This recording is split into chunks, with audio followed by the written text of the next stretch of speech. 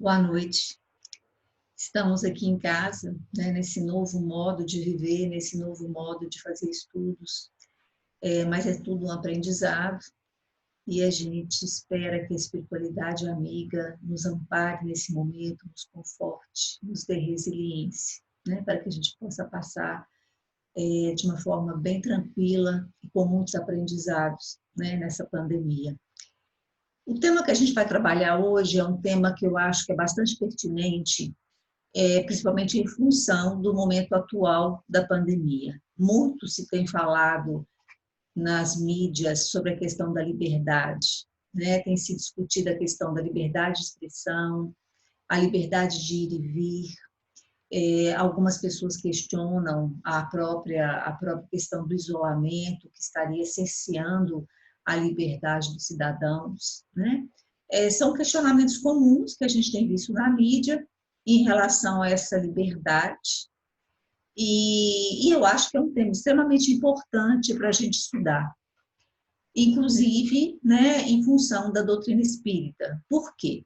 A liberdade ela é tão importante que ela faz parte das leis morais. Quando a gente pega o livro dos Espíritos, a parte terceira, ela se debruça sobre as leis morais. E uma dessas leis é a lei da liberdade, que nos traz pressupostos extremamente importantes quanto à lei da liberdade, quanto à lei do livre-arbítrio e a lei de ação e reação.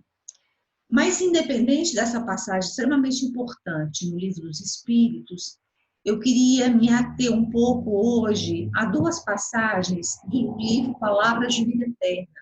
É um livro de Chico, ditado por Emmanuel, extremamente rico em aprendizados, rico em ensinamentos. Quem puder ter esse livro, ler esse livro, cada passagem, ela traz um enorme aprendizado. E para a gente falar um pouco dessa liberdade que a gente tem discutido de uma forma tão, vamos dizer assim, mundana, né? Essa coisa da liberdade nas mídias, eu acho que é importante a gente se debruçar um pouco e pensar na questão doutrinária. Como que a doutrina espírita trabalha a questão da liberdade, da lei da liberdade. E aí o livro que eu trouxe para a gente estudar, que são essas duas lições, que é a lição 24 e 28, do Palavras de Vida Eterna, as duas iniciam com citações de Paulo, em Gálatas, né? Então, eu vou ler um pouquinho, são duas lições extremamente importantes, como eu falei com vocês. Uma é a liberdade em Cristo, que é a 24, e ela faz a seguinte menção de Paulo: estais, pois, firmes na liberdade com que o Cristo nos libertou, e não vos submeteis de novo ao jugo da escravidão. Paulo, em Gálatas. E o texto nos coloca: reflitamos, pois, que a liberdade segundo Cristo não é o abuso da faculdade de raciocinar, empreender e fazer, mas sim a felicidade de obedecer a Deus, construindo o bem de todos, ainda mesmo sobre o nosso próprio sacrifício, porque somente nessa base estamos, enfim, livres para atender os desígnios do Eterno Pai, sem necessidade de sofrer o escuro domínio das arrasadoras paixões que nos encadeiam o espírito por tempo indeterminado às trevas expiatórias. Né? Então, é um parágrafo único que traz uma lição enorme para a gente poder refletir que liberdade é essa que a gente tanto quer. Né? E aí ele traz para a gente o seguinte questionamento: a liberdade segundo Cristo, então, não é simplesmente a faculdade e nem o abuso dessa faculdade de pensar, raciocinar, empreender e fazer. Nós sabemos que os nossos pensamentos, eles são livres. Isso é muito claro, né? A doutrina espírita, a gente tem pergunta lá, qual a maior liberdade que a gente tem? O pensamento, o nosso pensamento é livre. Cada um pode dar asas a esse pensamento de acordo com seus anseios, seus desejos, suas paixões, né? Então, se o nosso pensamento é livre, obviamente as nossas palavras são livres e os nossos atos também. Então, eu penso de uma forma livre, eu falo livremente e ajo livremente. A gente tem toda a liberdade para fazer essas ações, porque nós sabemos que o nosso pensamento ele é criador. Se ele é criador, ele vai criar as palavras e vai criar as nossas ações, o nosso comportamento. Isso fala de quê para nós? Fala da nossa lei do livre-arbítrio. Nós somos livres, totalmente livres para pensar, falar e fazer. Só que nós também sabemos, consequentemente, tem uma outra lei vinculada a isso, que é a lei de causa e efeito. Nós somos livres, sim, para pensar, para falar e para agir. Mas toda essa liberdade, ela tem uma consequência. E essa consequência é exatamente a lei de ação e reação. E o texto nos coloca, então, que a liberdade em Cristo não é só ter essa liberdade para pensar, falar e agir, né?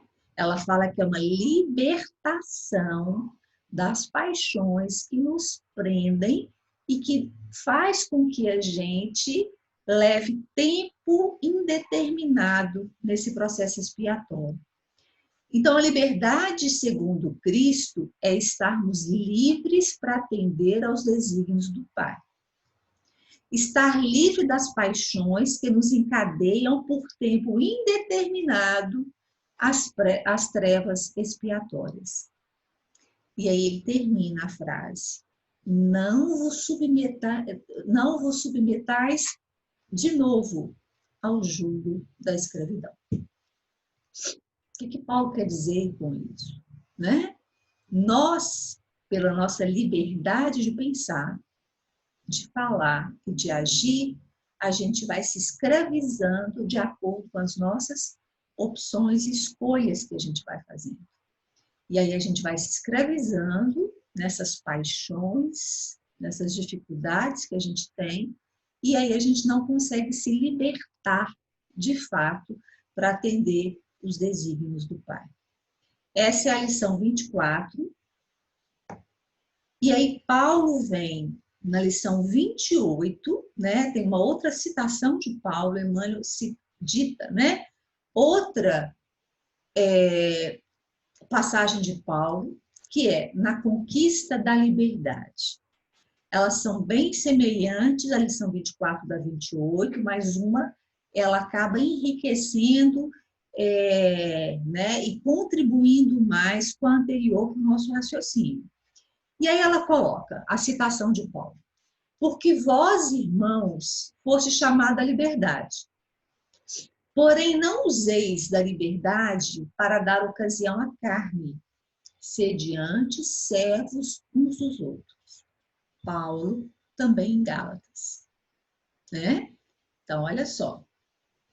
Não é só pensar, falar e agir livremente. Né? Foi a primeira lição que a gente teve. A preocupação é que a gente não se escravize, que a gente consegue se libertar para que a gente seja livre para os desígnios do Pai. E agora vem ainda 28 falando exatamente o quê? Também não adianta só isso. Por quê? Não sede, né? Antes, sede servos uns dos outros pelo amor. E aí ele ainda nos convida à caridade, né? A esse amor com o outro, e aí ele nos pede isso. E aí o texto é o seguinte: devemos, pois, ao Senhor a felicidade de nossa gradativa independência para a imortalidade. Entretanto, para atingir a glória divina a que estamos destinados, é preciso saibamos renunciar conscientemente à nossa própria emancipação, sustentando-nos no serviço espontâneo em favor dos outros, porquanto somente através da nossa voluntária rendição ao dever, por amor aos nossos próprios deveres, é que realmente alcançaremos a auréola da liberdade vitoriosa. Então, também é um parágrafo extremamente importante da gente se aprofundar e pensar um pouco nele, né? A primeira coisa que ele fala, a nossa gradativa independência, né? O que é gradativo? É aos poucos, passo a passo, sucessivamente, né? Independência, autonomia, liberdade. Então, devemos, pois, ao Senhor a nossa gradativa independência. Devemos, pois, ao Senhor a nossa gradativa evolução. Porque mediante essa evolução gradativa ao longo das inúmeras reencarnações, da possibilidade que nós temos de inúmeras reencarnações, é que a gente de fato vai atingir a autonomia, a liberdade, a independência, né? E aí a gente vai pensar o que é autonomia, né? Eu sou autônomo, autonomia. É um termo de origem grega cujo significado está relacionado com independência, liberdade ou autossuficiência. Mas o que é interessante a gente pensar? Que é a capacidade que alguém tem de se autogovernar, de governar a si mesmo.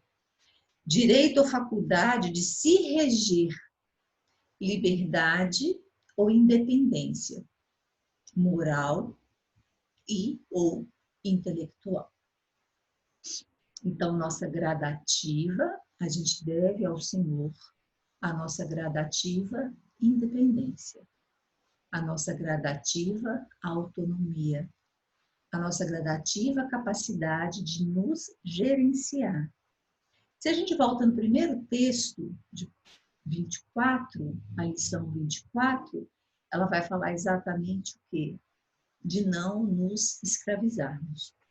Então, aí, se a gente tem uma gradativa autonomia, nos cabe, então, a responsabilização de não nos deixarmos escravizarmos. Quem não é escravo é livre, não é assim?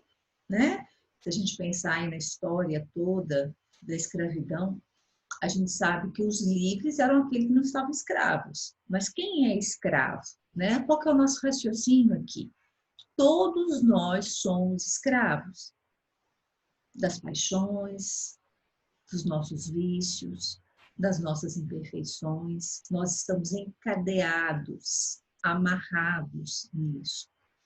E aí, a liberdade que a gente quer é exatamente a liberdade em Cristo, é a nossa capacidade de ter autonomia, de nos governar, de nos gerenciar, para que a gente possa desvencilhar dessas paixões, desses vícios, desses erros, dessas dificuldades, para que a gente possa, de fato, ser uma pessoa autônoma, né? Ser uma pessoa livre, ser uma pessoa independente. E aí, se a gente pensa nesses termos, autonomia, liberdade, eu tenho que ser ativo, né? Porque uma pessoa que está presa às paixões, um escravo, a gente pode pensar que é um ser passivo, é um ser que está sendo dominado pelas paixões, é um ser que está sendo dominado pelas imperfeições.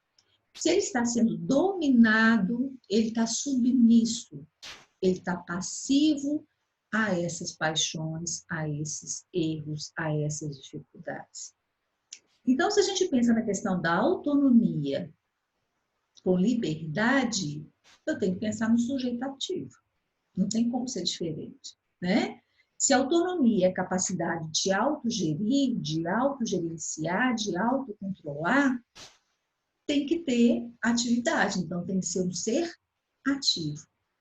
E como é que a gente consegue essa autonomia sendo ativo através de uma via da conscientização. A gente tem que ter consciência e autoconhecimento. Eu tenho que conhecer os meus limites. Eu tenho que ter consciência dos meus erros.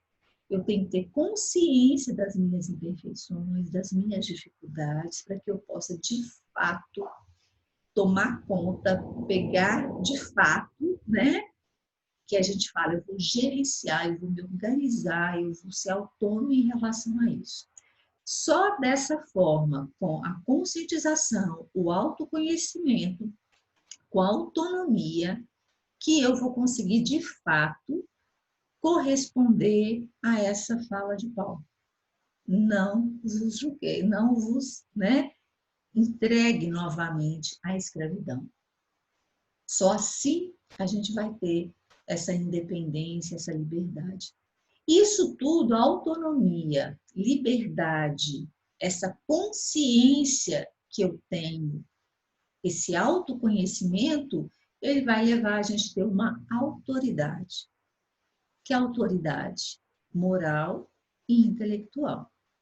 A autoridade intelectual, ela é muito fácil, porque assim, quanto mais a gente estuda determinada coisa, maior é sua capacidade de conhecer determinadas coisas, né? Então, quando a gente vê essa questão da pandemia, a gente fala assim, fulano tem autoridade, né? Um infectologista, porque ele tem uma autoridade no assunto. Isso quer dizer o quê? Uma autoridade no assunto é uma pessoa que ele domina aquele conhecimento, aquele intelecto, né? E a gente já vem falando isso muito, assim, a doutrina espírita, ela se pauta muito nessa autoridade intelectual.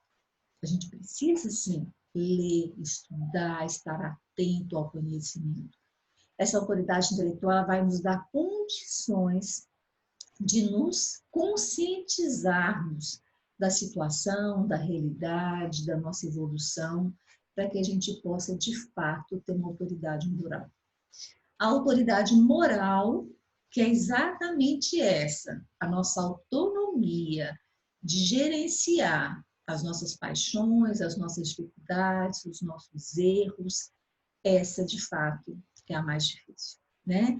E é exatamente por essa autoridade moral, essa autonomia de me gerir, de me organizar, de ser de fato aquele, né, o capitão, aquele que vai de fato dirigir esse processo evolutivo, essa autonomia que eu busco, de fato, essa autoridade moral é que leva muitos e muitas reencarnações, né? É um processo longo que a gente está tentando gradativamente ser autônomo. A primeira questão é ser autônomo. Eu consegui entender que eu preciso gerenciar, me conhecer, essa tal aí que a gente fala tanto, essa transformação, essa reforma íntima, que eu preciso, de fato, conhecer aquilo que me escraviza para que eu possa me tornar livre. E aí tem eu tinha um professor na faculdade que ele ficava cutucando a gente, né? Vocês estão livres, vocês estão, né? Quando ele falava do curso, vocês estão doidos para ficar livre de, ou vocês querem ficar livre para? Eu nunca esqueci isso, né? Porque, na verdade, isso traz para a gente uma clareza, né? A liberdade. Então, assim, eu preciso ficar livre de determinadas coisas para que eu possa, de fato, estar livre para outra coisa, né? Então, vamos pensar nesses ensinamentos da 24 e 28. Eu preciso estar livre de paixões, imperfeições, dificuldades, essa impaciência, essa intolerância, essa dificuldade que a gente tem atualmente de viver em sociedade, principalmente no Brasil, essas dificuldades todas. A gente tem que dar conta de estar livre de todos os aspectos que nos escravizam, para que a gente possa, de fato, estar livre para atender os desígnios do Pai. Né? E isso fica tão claro para a gente. Então, assim, quando Paulo fala da escravidão, das paixões, que são justamente elas que são o motivo de tantos processos expiatórios, né? Então, o objetivo, na verdade, é que eu consiga me livrar disso. Eu tenho que estar livre dessas determinadas situações, dessas determinadas imperfeições, desses rancores, dessa angústia. Algumas pessoas podem denominar isso, às vezes, até de vingança, de ódio, né? De tudo isso que me prende a essas dificuldades todas típicas da imperfeição que nós somos, mas com um ser autônomo, ativo, eu preciso buscar a conscientização desses aspectos negativos para que eu possa ficar livre deles, para que eu possa ficar livre para os desígnios do Pai, né? E ele fala o seguinte no final da 28, mas sim a felicidade de obedecer a Deus, construindo o bem de todos, ainda mesmo sobre o nosso próprio sacrifício. E a outra lição, é preciso saibamos renunciar conscientemente à nossa própria emancipação, sustentando-nos no serviço espontâneo em favor dos outros. O que esses dois textinhos estão querendo dizer para a gente? Que além de tentar ficar livre de determinadas coisas, para que eu possa ficar livre para os desígnios do Pai, eu tenho que me dispor à renúncia e à caridade. Porque são essas duas, né? Quando eu renuncio aos meus desejos, ansejos egoísticos, para que eu possa ir de encontro ao outro, através da empatia, né? Da caridade, da solidariedade, da compaixão com o outro, é que de fato eu vou conseguir me tornar livre para esses desígnios do Pai. Né? E aí, o texto, o 24, ele coloca na conquista da liberdade. Então, nós estamos tentando, né? É conquista da liberdade. A gente viu que não é um processo muito fácil, né? Então, é um processo que leva alguém, né? Quando a gente fala de conquista, é um processo que leva alguém a um objetivo, a conseguir alguma coisa. E o que é processo? É método, é jeito de fazer, né? É a maneira de agir ou conjunto de medidas tomadas para atingir algum objetivo. Então, vou voltar ao nosso raciocínio, né? A gente quer a liberdade. Só que a gente já entendeu que a liberdade não é só a liberdade de pensar, falar e agir. Para que a gente possa, de fato, ser livre, a gente tem que ter autonomia, a gente tem que ter consciência, autoconhecimento, ser ativo, para que eu possa gerenciar, me organizar dentro de tudo que me prende, que me escraviza. E aí o tal de livre de, eu tenho que me tornar livre de, para que eu possa me tornar livre para os desígnios do Pai, vivenciando a renúncia e a caridade. Como fazer isso? Tem um processo para isso, né? Além de todo esse autoconhecimento, muito estudo, a gente tem que ter também um balizador. E o balizador, para que a gente possa fazer isso, olha o que é processo. Maneira de agir ou conjunto de medidas tomadas para atingir algum objetivo. Né? Que maneira de agir é essa? Para a gente atingir essa liberdade em Cristo. Quais medidas a gente deve tomar? E aí a gente tem uma receita de novo, né? Que são a vivência das bem-aventuranças. Porque se a gente for lá nas bem-aventuranças, vai falar o quê? Que bem-aventurados é a expressão de Jesus que significa os felizes, os livres, sob o aspecto espiritual. E aí fala, as bem-aventuranças apresentam um conjunto de ideias, de ideais, com foco no amor e na humanidade, ecoando ensinamentos de espiritualidade e de compaixão. Então, as bem-aventuranças é um conjunto de quê? De propósitos, de ideais. As bem-aventuranças são conquistas a serem alcançadas ao longo do processo evolutivo. Então, para que a gente possa, de fato, alcançar a liberdade em Cristo, que é o me tornar livre para, depois de ficar livre de tanta coisa, a forma mais rápida que eu tenho, a maneira mais eficaz que eu tenho de alcançar isso, é através da vivência das bem-aventuranças. Né?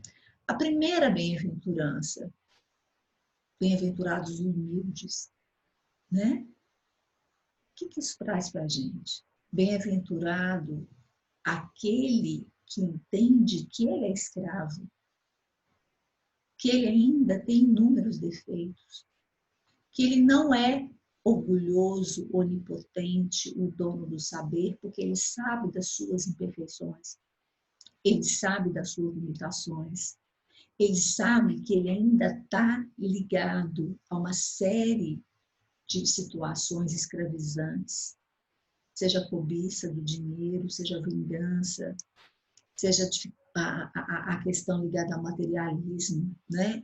Seja a impaciência, seja o desamor. Todos nós vivemos em algum grau um tipo de escravidão, né? E Paulo nos convoca para isso. Paulo nos convoca para que a gente não se escravize mais, não fique no jugo da escravidão, né? E para isso, então, a bem-aventurança, ela é a maneira mais eficaz, porque bem-aventurados os livres, né? Bem-aventurados os felizes.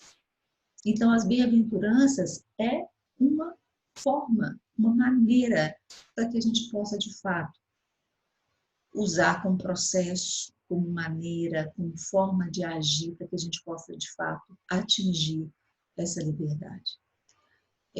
A gente sabe que é um processo longo, por isso que a gente tem as leis, né, ao nosso favor, os princípios doutrinários, como a imortalidade da alma e a pluralidade das existências.